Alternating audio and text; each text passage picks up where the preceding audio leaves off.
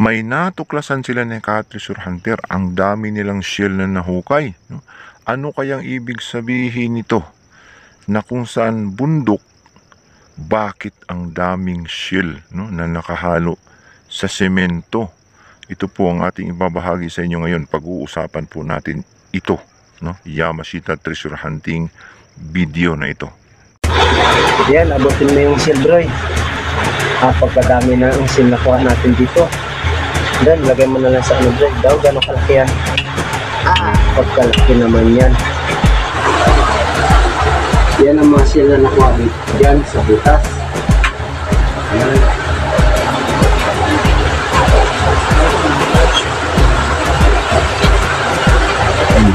Wala nang laman yan, ha? Pagkain may laman ba? Pag makuha ka ng isang malaki. Magandang araw po sa kanilang lahat. Mayong adlaw sa inyong tanandiha sa Kabisayaan o Kamindanao, no? Naimbag na daw kada kayo amin, mga kakabsat tayo na mga Ilocano. Assalamualaikum warahmatullahi ta'ala wabarakatuh. No, Luzon, Visayas, Mindanao hanggang Sabah. Tayo na naman po ay magbabalik sa isa na naman pong napakagandang topic natin pong ibabahagi sa inyo ngayon tungkol po dito sa mga nahukay na mga shell. Video talaga ito na napakarami nilang shell na nahukay, no, mula po sa Yamashita treasure site, no. Pag-uusapan po natin itong mga shell na ito, no, maya-maya lamang. Pero bago yan, tayo po muna ay magpapasalamat sa lahat po ng ating mga subscribers, bashers, haters. Maraming salamat po sa patuloy po ninyong pagsuporta, panunod po sa aking mga videos, no. Sa hindi pa nakapag-subscribe, pakipindot na lamang po ang subscribe button sa ibaba at ang notification bell para updated po kayo sa mga susunod kong i-upload, no. At bilang suporta na rin po yan sa aking channel, no. So ito po ng ating pag-uusapan ngayon ay tungkol po dito sa mga shell, no, na nahukay. At may video na ipadala sa atin na kung saan napakarami nga nilang mga shell na pangdagat, no? Halatang pangdagat itong kanila pong nahukay. So titingnan natin tong video nila, no? Bakit, no, napakarami nilang shell, no, na halatang galing ito sa karagatan, no? Parang ito po yung mga nakakain na shell, no? Sa mga mahihilig sa shell, na yung mga pagkaing shell na nasa dagat, ay kilala po itong mga shell na ito. So ang mga Japanese Imperial Army nga, no, ay gumamit ng mga shell, palatandaan ng mga shell sa Yamashita treasure hunting, no. Katunayan ay nakalagay po ito sa mga books, no, sa mga Yamashita treasure code ang mga shell, no? At ito nga ay isa sa tanda, no, ng Yamashita treasure, positive sign, no?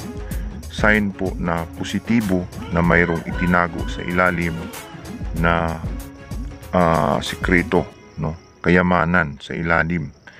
So although hindi pa ito ang nagsasabing direktang nagtuturo sa treasure, pero ito ay nagsasaad na positive sign, no.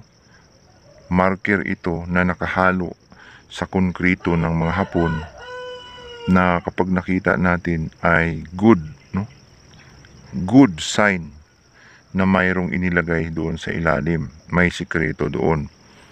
Yun po ang ibig sabihin. Kahit ang yung mga naghukay po sa History Channel, yung mga Yamashita treasure hunter na mga Amerikano, ay nakadali din ng mga ganitong klaseng mga shell. Marami din silang mga nakuhang shell, no.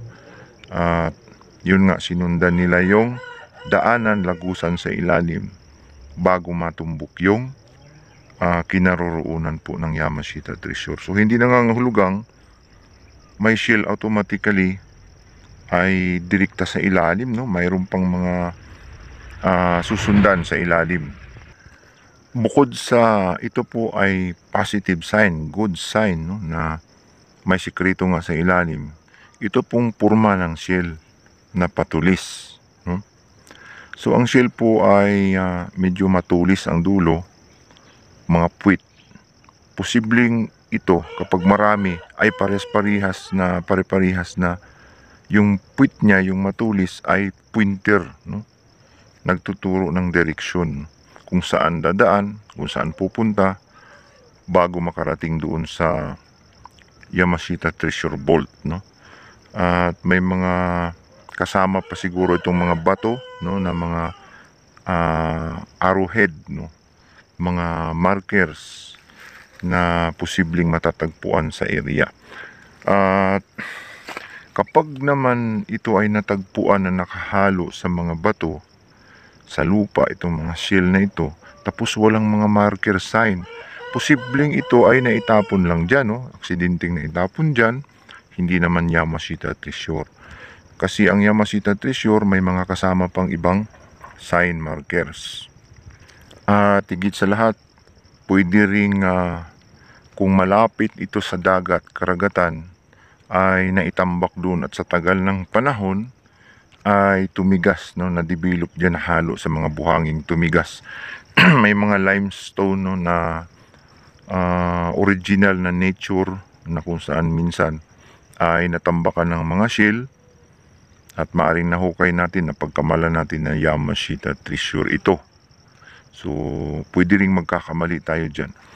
Ang tandaan lang natin, no, na ito ay positive talaga na Yamashita Treasure, ay may makikita pa tayong mga bato na nakaukit, may mga nakaukit na mga heart, triangles, squares, no, diamond shapes, no, mga palatandaan ng Yamashita Treasure sign, no, ay mga palatandaan na mayroong Yamashita Treasure, no, sign markers na kasama ito pong mga shell.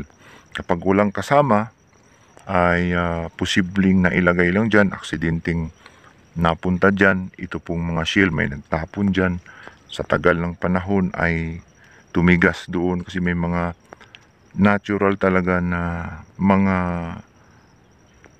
bato na tumitigas sa tagal ng panahon, mga clay na tumitigas sa tagal ng panahon. Kapag ito po ay nainitan, no, ito pong mga clay ay nagiging bato, at kung nakapreserve doon ang mga shell, ay posibleng mapagkamalan din natin na ito ay treasure, Yamashita Treasure Site. Subalit ito naman ay natural kapag wala siyang ibang mga kasamang mga markers. Tandaan natin ang Yamashita Treasure Site, no? Ang mga tanda nito ay halatang ginawa talaga ng tao, no? Maganda ang pagka-file, ganda ang pagkalagay, no? May mga eksaktong sukat, at higit sa lahat, ulitin natin, may mga kasama ng mga bato, no, na mga may nakaukit. Yung iba may mga sulat pa no, may mga tatak, no, na kanji, mga letters o mga arrow paibaba or patagilid, no. At kalimitang inilalagay dyan triangles na mga arrow at mga hugis puso na mga arrow, yung mga arrow na heart na matulis, no, triangles na mga matutulis. Minsan may tuldok sa gitna, no? Ibig sabihin underwater Yamashita Treasure. Kung may tubig sa itaas, sa ilalim, no? Minsan sa ilalim pa ng creek, tumadaan ang tubig doon sa taas. Sa ilalim wala ng tubig yan. Doon pala sa ilalim mismo ng sapa, no? Pag triangle na may tuldok, no? Mahaba na triangle na may dot sa gitna. Tandaan natin yan, no? Isang sign yan na guide sa Yamashita Treasure. So ang mga shell ay marami na ang mga nakarecover din na may mga shell na nakukuha, no? May mga nakakuha ng mga gold object, no? Antiques, mga gold coins, no, na may mga halong shell ang kanilang mga pinaghuhukayan. May iba din na mga maliliit na gold bars, jewelries, no, na nakukuha nila sa Yamashita Treasure Site na shell ang kanila pong mga nakuha na mga palatandaan, sign markers, no. At bukod dyan, mga bubog, no, maraming bubog na dinurog-durog, no, old na bubog, yung luma, makakapal na bubog. No, yun po ay mga tanda ng Yamashita Treasure. At halatang buhaghag yung ilalim, no?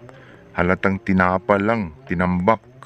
Ito pong mga dinurog-durog na mga shell, bubog, na ginawang palatandaan sa Yamashita Treasure, no? So, yan lang po, positive sign, no?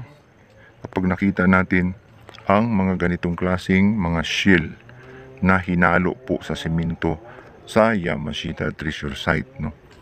So, sana po ay nakapagbigay tayo sa inyo ng kaunting kaalaman, dagdag idea tungkol po sa Yamashita Treasure Hunting, no? Sa lahat ng magagaling, no, na hindi nagpapatalo, pwede po kayong magdagdag ng inyo pong mga komento sa atin pong comment section sa ibaba para po makatulong sa atin pong mga kababayang Yamashita Treasure Hunter, no? Sa lahat na nagnanais, magpadala po ng inyong mga videos, no, sa mga nakahukay, no, nakadiskubre, pwede po ninyong ipadala ang inyong video.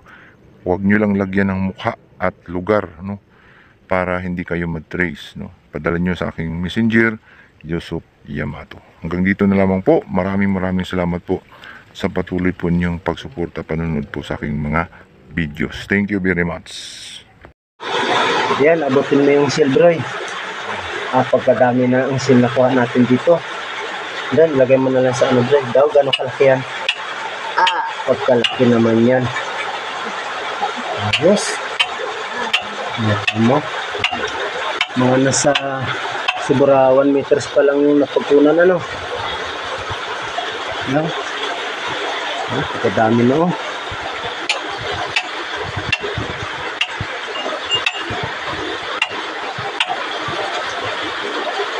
Yan ang batika namin ng batiro dito.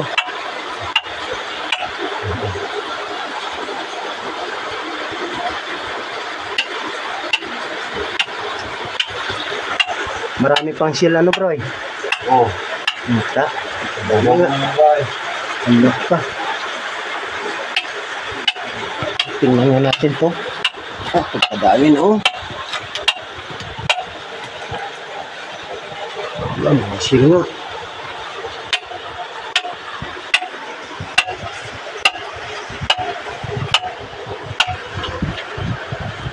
May 5 kilo na siguro ito, ano, bro?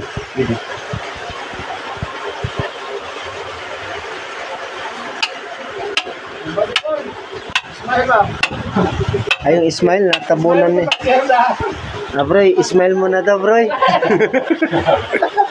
Yan ang master abantero namin dito.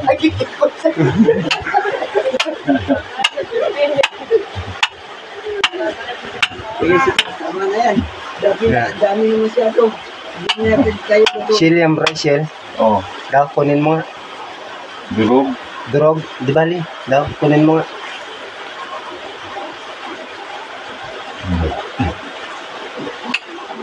Ay, yung dubo nyo. Yun, natanggal na. Oh, di ba, shell? Oh. Magsama ko ngayon dito.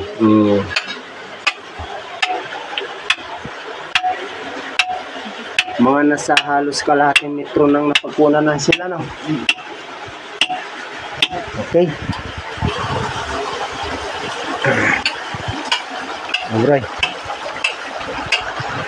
Yan ang makiro namin.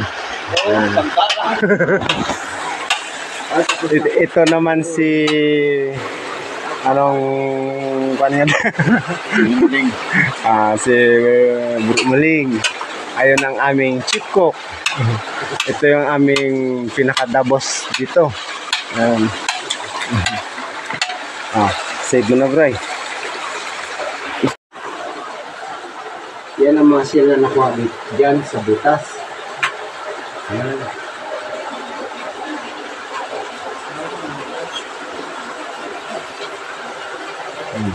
Wala nang laman yan, ha? Baka isipin nila may laman pa. Pag makuha ka ng isang malaki, sa baba. Baguhin mo yung kanyang, bro.